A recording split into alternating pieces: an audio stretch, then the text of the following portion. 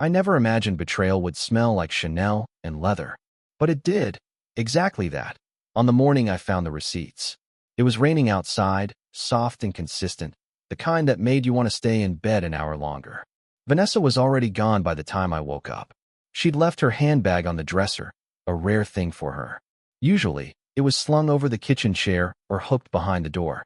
Something about the way it sat there, open, unzipped, as though it had been dropped mid-motion, caught my attention. I didn't go through her things. Not ever. I believed in trust. I believed in us. But that morning, as I reached to grab my watch from the drawer, my eyes drifted again to the slightly parted handbag. And I saw it. Crisp white paper folded neatly and peeking out from the inner pocket.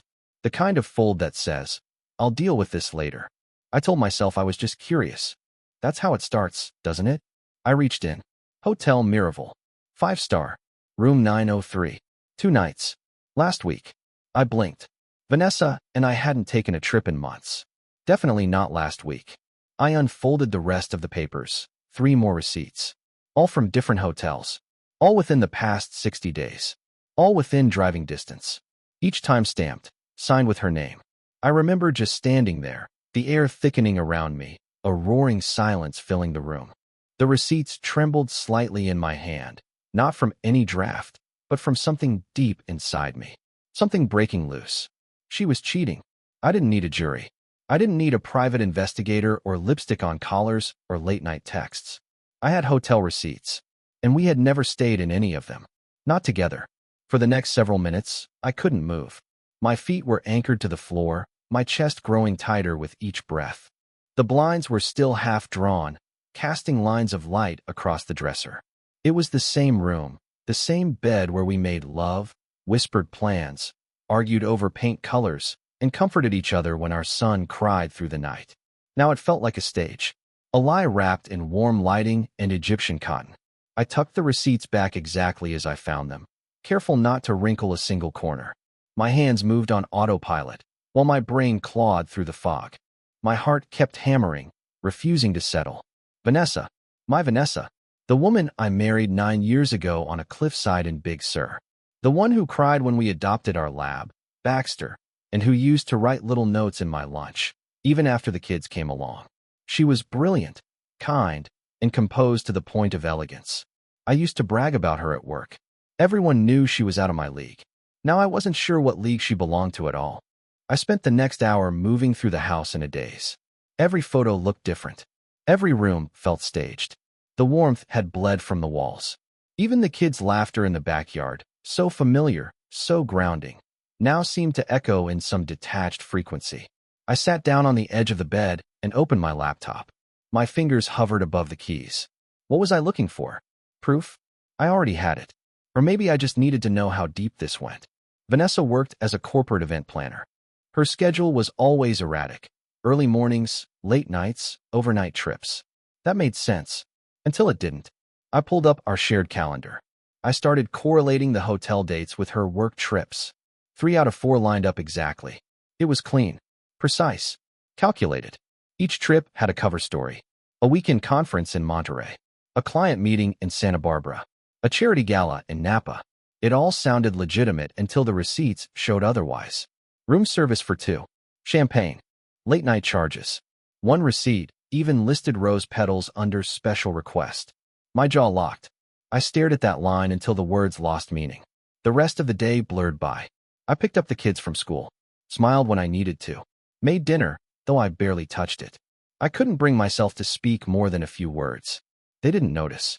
They were too young. At 7:42 p.m., Vanessa walked through the front door. Smiling. Casual. She kissed me on the cheek and called out to the kids. Miss me today? She smelled like citrus and cedarwood. Her coat was damp from the rain. I watched her closely, every step, every blink. Looking for guilt. A twitch. A hesitation. But she was flawless. As if nothing had changed. As if her world hadn't just collapsed inside mine. I was thinking we could do something this weekend, she said, kicking off her shoes. Maybe drive up to Lake Arrowhead, just the 4 of us. Sounds good, I replied. My voice sounded foreign. Flat. She didn't notice. Later that night, after the kids were asleep and she was brushing her teeth, I sat on the edge of the bed again, listening to the rhythmic hum of her electric toothbrush through the bathroom door. I knew I wouldn't sleep. My brain was already running simulations, scenarios. Confront her? Pretend I didn't know? Wait for more proof?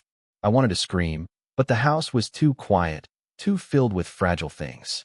Instead, I waited. I stared at the ceiling until the shadows began to shift. When she finally slipped into bed, she whispered, "You okay?" I hesitated, then nodded. She curled beside me and fell asleep in minutes. Like she always did. I stayed awake, staring at the moonlight trickling through the window blinds, listening to the soft rhythm of her breathing. By the time the first light of morning seeped in, I had a plan. Not just to find out who, but how long, how deep. I had to know everything before I acted. Because the woman sleeping beside me might still be my wife. Or she might be the most brilliant liar I've ever known.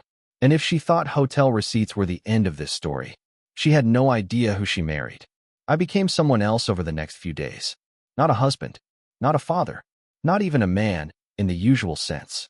More like an investigator who just happened to share a mortgage and a bed with the subject of his surveillance. It began with the credit card statements. I waited until Vanessa left for work again, Wednesday morning. She kissed me like always, humming something under her breath, her heels clicking toward the door. The sound still made my heart flinch. Not with love. Not anymore. With restraint.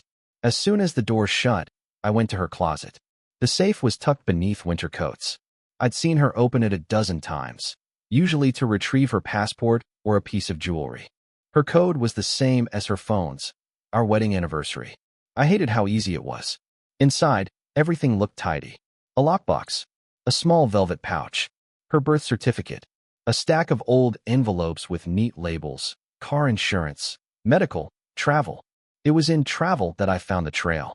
3 more receipts, all from different luxury hotels. One from the same hotel as the original receipt I'd found in her purse. Different date, though.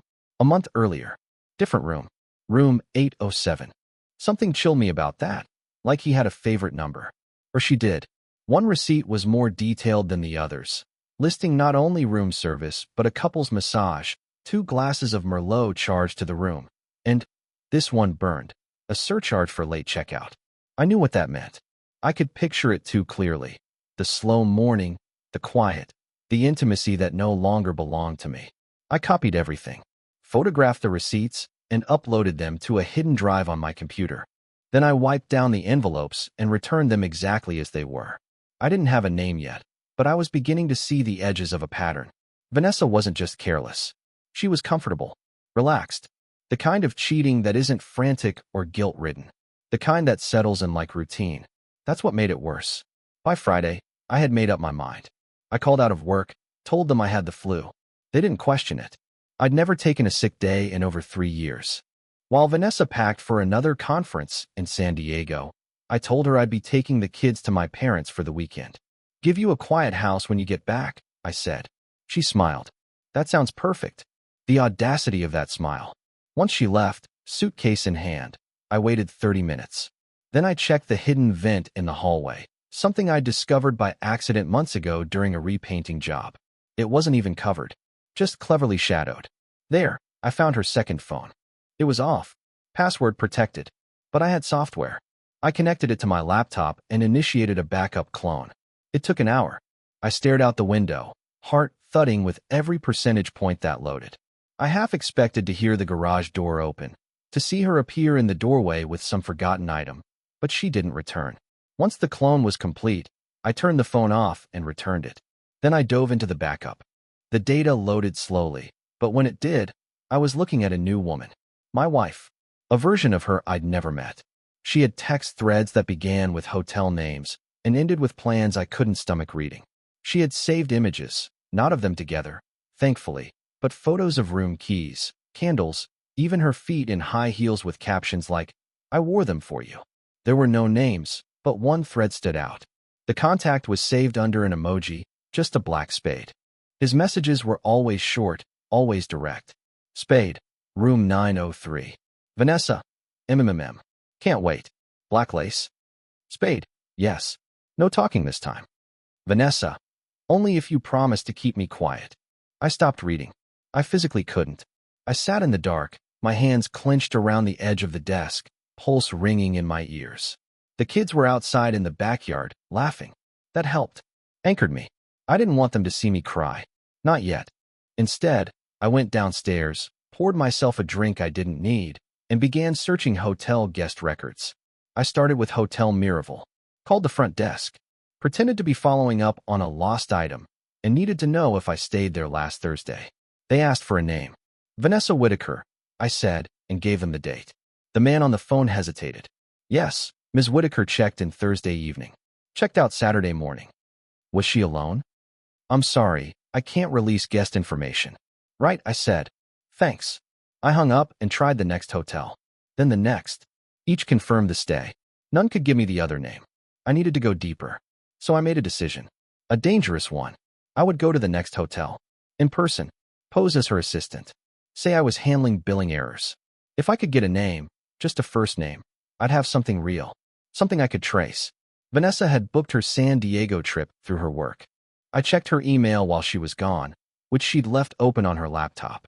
She wasn't just visiting San Diego. She was booked at Hotel Caledonia, a 5-star boutique hotel with rooftop pools and private villas. Her conference was at a budget convention center 20 minutes away. This wasn't a business trip. It was a reunion. That evening, I told the kids we'd be staying with Grandpa for a few nights, packed them into the car, and left. I dropped them off around 9 p.m. My father gave me a curious look. You okay, son? Just need a few quiet days to catch up on some stuff, I said. He nodded. Take all the time you need. I returned to the city by midnight, checked into a small hotel 2 blocks from the Caledonia. Slept in my clothes. Woke up at 6. She would be checking out this morning. I made my way into the lobby of the Caledonia just before 8, wearing a pressed shirt and tie, carrying a clipboard, trying to look the part. The front desk was polished, staffed by 2 clerks in navy uniforms. Good morning. I began, cheerful, collected. I'm Vanessa Whitaker's assistant. She asked me to verify the billing for her stay before she checks out today. Can you print the itemized receipt? The young woman tapped at her keyboard. I'm sorry, she said. She already checked out. That made me pause. Just now. No. She checked out late last night. A tiny flicker of something behind the clerk's eyes. Hesitation. Was she alone? I asked. My voice was steady, almost casual. The clerk looked uncomfortable. Sir, I really can't. I know, I said quickly. I get it. Privacy and all. But we're dealing with an issue internally. There's a possibility her partner's charges were accidentally routed to our corporate card. At that, the clerk's fingers hovered again over the keyboard. Room 1101, she murmured, barely looking up. There were 2 guests. Her plus 1. Male. Name on file was. She trailed off, checking the screen again. Then she said the name, and my whole world tilted. I recognized it immediately, because I knew him. When she said the name, I didn't react. Not outwardly. Inside, though, something ruptured. Something that had been holding me together by threads. Elliot Carter. Of course. Of all the people, my best friend. My groomsman. My children's godfather. I thanked the clerk with a hollow nod, stepped away from the desk, and exited the lobby like a man walking out of a dream that had just turned into a nightmare. The sun was already up, bright and merciless, slicing through the sky like it had something to prove. My breath fogged against the morning air, though it wasn't cold. My skin just didn't know how to process anything anymore. I sat on the edge of a concrete planter across the street from the hotel. The palm fronds above me rustled in a light breeze that I didn't feel. Elliot, the man who gave the toast at our wedding, quoting Rilke and making Vanessa cry in the best way. The man who helped me build the crib for our daughter. The man who once pulled me aside after a fight Vanessa and I had and told me, "You're lucky, you know. You married up." It felt like a script now, like he'd been rehearsing for something. They'd known each other long before me. Vanessa had introduced us. They were classmates in college. Just friends, she said. Elliot's basically a brother. And I had believed her. Why wouldn't I? He was around often, always offering to help with the kids, bringing wine over, staying late to talk shop or politics. All the signs had been there, probably. I just didn't see them. Because I wasn't looking. I texted Vanessa, fingers trembling. Me, how was the trip? She replied 2 minutes later. Vanessa, exhausting. Heading home soon. Can't wait to see you and the kids' yellow heart. A perfect lie. Served warm with a little emoji for flavor. I didn't respond. Instead, I opened the photos I had saved, the receipts, the cloned texts, screenshots of her location pings near the hotel. I went through Elliot's messages to me from the past month. Nothing out of place. Just regular check-ins. You free for a beer this weekend? Don't forget about our fantasy draft next week. How's James doing with that tooth? Also normal. So staggeringly normal. It was genius, in its way. The perfect betrayal isn't wild and erratic. It's quiet. Routine. It hides in plain sight. That night, I drove home like a ghost. Vanessa got back before I did, as if nothing had happened. She was in sweatpants, barefoot, chopping vegetables at the kitchen counter while the kids sat on the floor playing with blocks. "Hey you," she said, smiling as I walked in. "I missed you." I smiled back. "Missed you too." We embraced. Her hair smelled like rosemary and hotel shampoo, and I felt nothing. Not rage, not sorrow, just a growing emptiness, the kind that spreads until it becomes you. Dinner was quiet. I helped the kids with their baths, read them stories, kissed them goodnight, watched them drift into sleep like tiny innocents untouched by the world. When I returned downstairs, Vanessa was curled up on the couch with her laptop. She looked up. I was thinking, maybe next month we could take a real vacation. Just us. Yeah, I said. Where to? She closed the laptop and looked at me thoughtfully. Does it matter? Anywhere with sun. And no Wi-Fi. A beat passed. Sounds great, I said. And I meant it. Not the vacation part, but the idea of isolation, of distance. I needed that. To think. To plan. Because this wouldn't end with an argument. This wouldn't be a quiet exit or a therapy session where we cried and agreed to separate.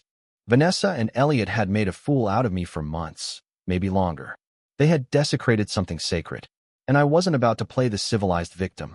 I was going to end it on my terms. The next day, I called my old college roommate, Dean. He worked cybersecurity for a firm that specialized in digital forensics.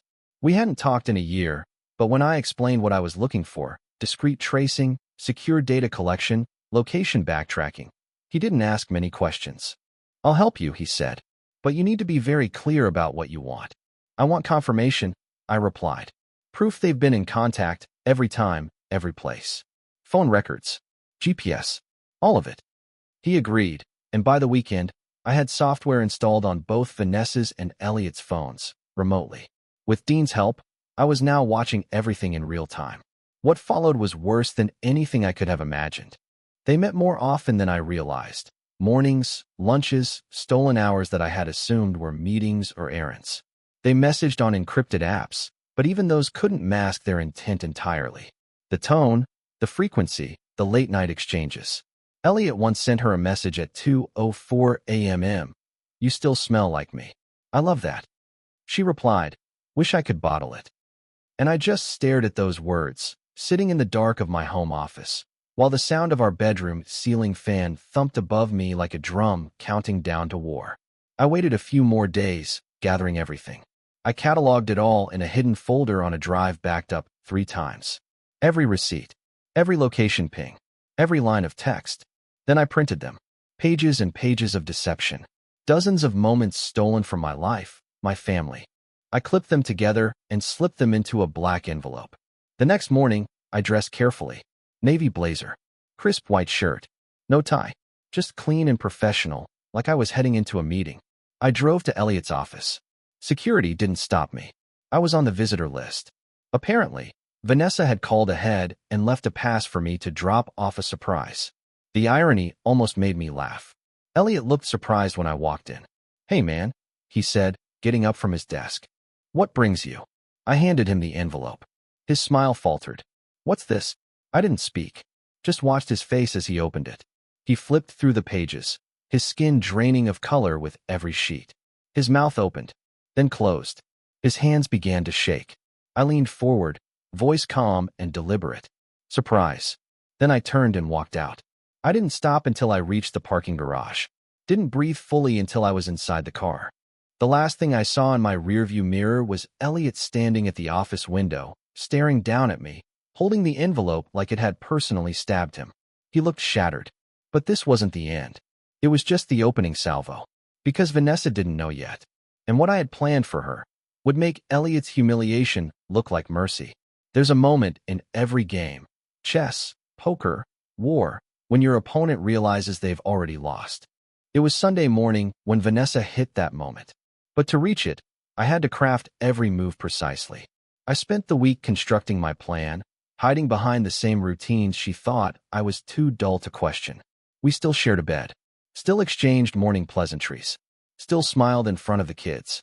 But every word I said was measured, every action rehearsed.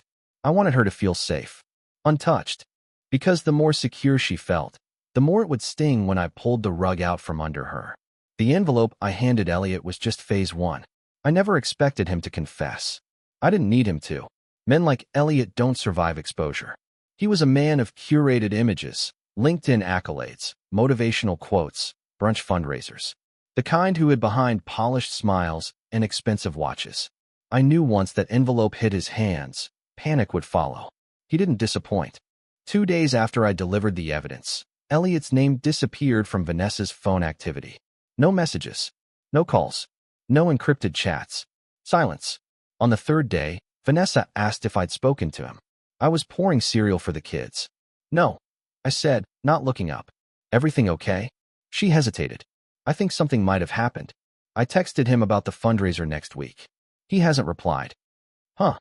I muttered, scooping cereal into bowls. That's unlike him. She didn't press. But I could see it in her eyes, the seed of uncertainty, the shift in power. I spent the next night in the garage, working quietly with gloves and tools, assembling what I needed for the finale. A heavy-duty canvas sheet, a foldable table, a mounted screen I hadn't used since our anniversary slideshow years ago, and one more envelope, thicker this time. Everything, condensed and categorized. Then came Sunday. We hosted brunch, just like always. Her parents, my sister, a few neighbors. Light music, fresh flowers, orange juice that took forever to squeeze because the kids insisted on helping. Vanessa wore white. I still don't know if that was deliberate. Maybe part of her brand. She liked to look effortless, even while lying through her teeth.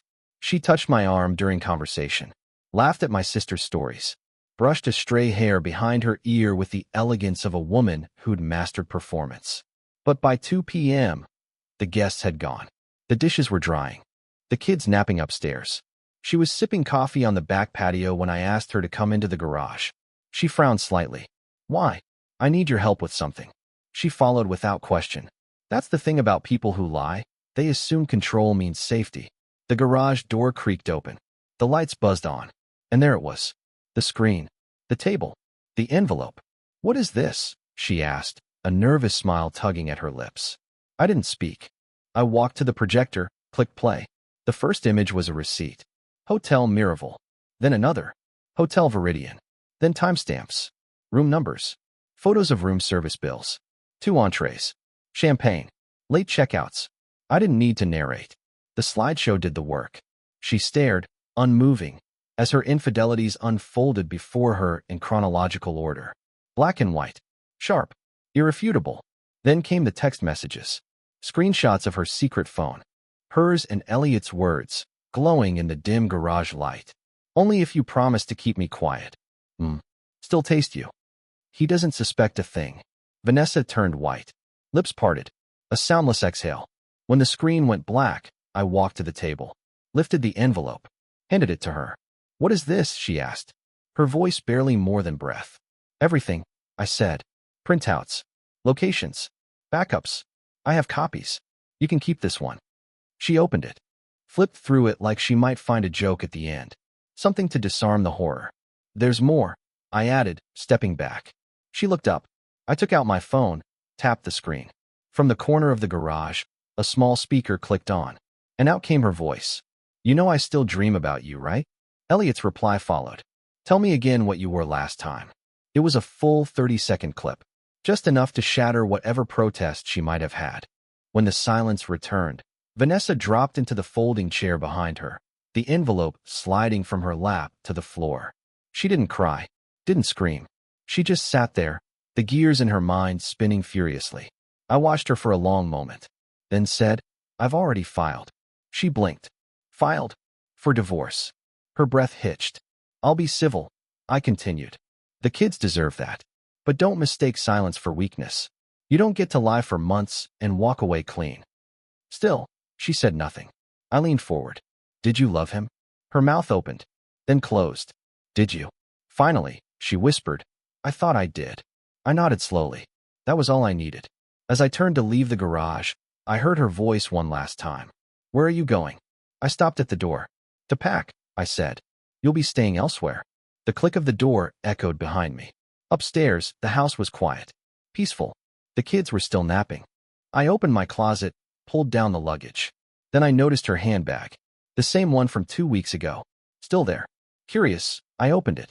Inside, under a pack of gum and an old receipt for dry cleaning, was another hotel receipt. Room 406. Last weekend. Only this one had a new name. Not Elliot. Another man. A different man. My breath stopped. The room tilted. This wasn't an affair. It was a pattern. A life. A truth I hadn't dared to consider. She hadn't just cheated on me. She had been cheating with multiple people. And one of the names on this new receipt. I recognized it, too. I stared at the name. Mark Wexler.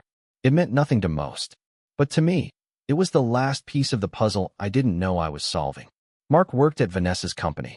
He was the regional director, oversaw logistics and vendor contracts. We'd met once at a dinner event years ago. Balding. Wore too much cologne. I remembered shaking his hand and thinking he was too slick for someone in shipping. Vanessa had mentioned him only in passing over the years. A superior. Occasionally annoying. Always trying too hard, she once said. Apparently not too hard. The receipt in my hand showed a booking from the prior weekend, when I'd taken the kids to visit my sister upstate and left Vanessa with the house to catch up on work. Room 406. The Fairmont. Friday to Sunday. It wasn't Elliot. It wasn't a mistake. It was a pattern. A world I hadn't known existed, where my wife wasn't just having an affair, she was living a double life.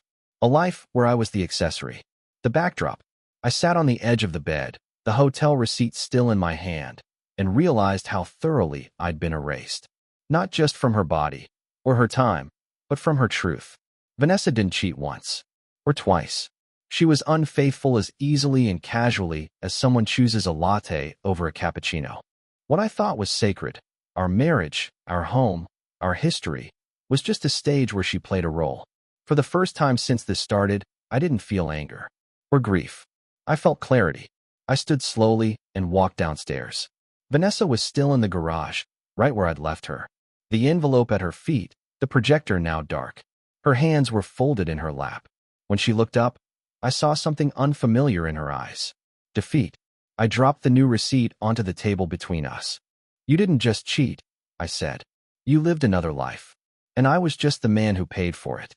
She didn't speak. So I continued. I don't know who you are. I never did. Her mouth opened, closed again. I want full custody, I said. Calmly. Decisively.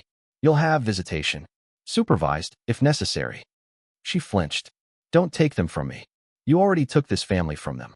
You made choices that removed you from this family. I'm just making it official. Tears welled in her eyes. Real ones, maybe. Maybe not. I'll fight it, she whispered. Then I'll show the court the messages. The video. The receipts. All of it. The multiple partners. The hidden phone. The lies. She didn't move. I leaned in, voice low. You'll lose. It wasn't a threat. It was a fact. For the next few weeks, things moved fast. I filed for full custody. My attorney, whom I had contacted months before when suspicion first stirred, filed the documents with clockwork precision. Vanessa tried to counter, hiring a lawyer of her own. But the evidence, so much of it, was suffocating. She didn't stand a chance. We settled before it ever reached court. I got the house. The kids. Primary custody. She got every other weekend. She moved into a rental across town, small and sterile. I helped the kids adjust. I told them nothing of the affair. Just that, Mommy and Daddy aren't living together anymore, but we both love you. It wasn't enough. It never is. But they were resilient, more than I expected. James cried the first night. Sonia just asked if Baxter could still sleep in her bed. I said yes. Weeks turned into months. Elliot disappeared. Quit his job. No one knew where he went. Vanessa didn't bring him up again. Mark was fired after an anonymous ethics complaint with supporting documents was submitted to HR. I didn't need to say where it came from. Vanessa's life unraveled quietly, the way a dress does when a single stitch is pulled and the whole thing slowly comes apart. She tried to win me back, once. A letter in the mailbox. No envelope. Just my name on it. Inside, 5 handwritten pages. Regret. Nostalgia. Apologies. But not once, did she admit what she had done. She wrote about what we had, not what she destroyed. I burned it in the fireplace. Not out of spite. Out of closure. The following spring, I stood at the kitchen sink watching the kids play in the yard. Baxter ran circles around them. The sun hung low, soft and forgiving. It was peaceful, simple, and real. Later that night, after they were tucked in, I sat in the quiet living room, sipping coffee and reading a book. My phone buzzed. It was a message from an unknown number. I saw the custody ruling. You okay? I stared at the screen. It was Dean, my old college roommate. The one who'd helped me uncover the truth. I typed back. Better than okay. I'm free. He responded. Let me know when you're ready to start living again. I smiled faintly, because I knew I would. Not today, not tomorrow, but soon. And this time, I wouldn't be looking for someone to complete me. I'd already rebuilt myself.